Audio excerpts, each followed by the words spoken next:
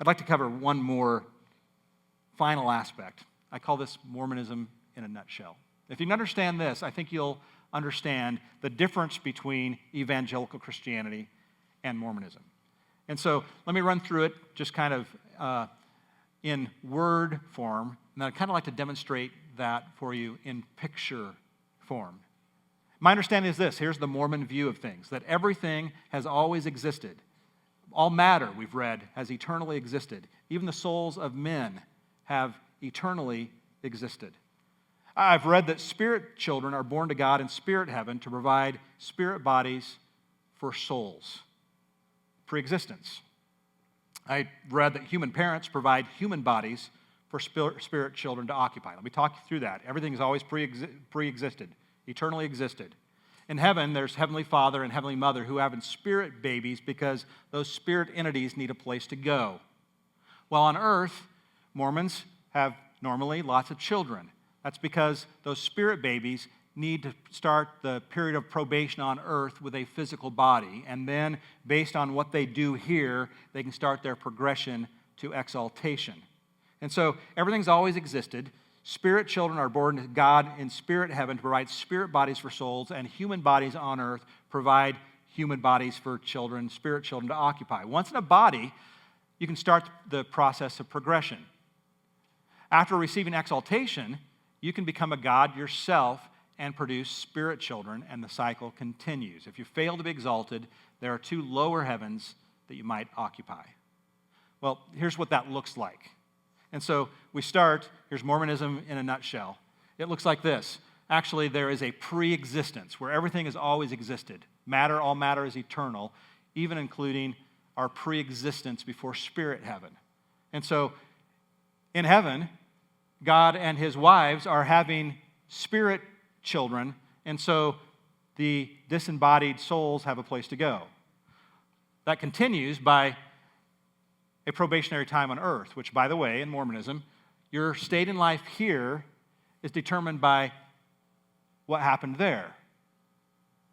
We actually develop capacities and talents here pretty much the same way we developed talents and capacities there, which will receive a place in heaven based on how we did here. And that looks like this. They're one of three places.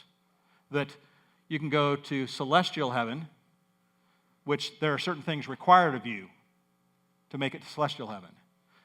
Non-valiant Mormons and good men will end up here. And even bad men will end up in celestial heaven eventually. I don't know if you caught that earlier. Mormons do believe in hell, but hell is actually for the sons of perdition. Other people will experience time in hell for a while until they pay the price for their sins, at which point they can receive a level or degree of heaven, and actually even there, if they've had certain rites performed for them, they can also make it up the ladder to some extent. And so hell is temporary for most, and heaven's degrees of heaven based on, well, what you did and your understanding of the gospel principles of Mormonism. That's Mormonism in a nutshell. And I've got to say, when an evangelical speaks of things, it looks a lot different. We really believe that God formed us in the womb, that we came to earth, we lived, and we have this problem called sin. Sin separates us from God because God's completely perfect, completely pure. Sin separates us from God, but God loved us so much that he paid the price of the consequence of our sin. God actually took on human flesh, and he came and he died for us, taking sins upon himself as if they were his own. And because of that, those people who receive the gift of Jesus Christ can spend eternity with God. And so a different view of things. And in my understanding, that's really a contrast between what the LDS faith believes and what evangelical Christianity teaches.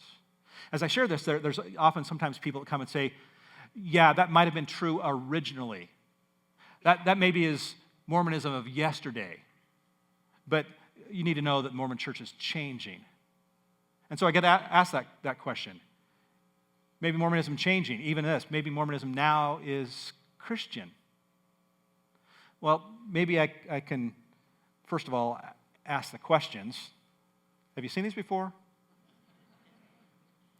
And then really I want to ask that question of a president of the church. Let's, Gordon B. Hinckley was asked this very question, actually. And so, notice his words. Those who observe us say that we're moving into the mainstream of religion. We're not changing. The world's perception of us is changing. I need to tell you that's exactly right. That Mormonism has not changed. These truths in Mormonism that they have presented as the restoration of the church, they've not changed. And what we need to realize is that actually when we look at these and we compare the two, they're not the same.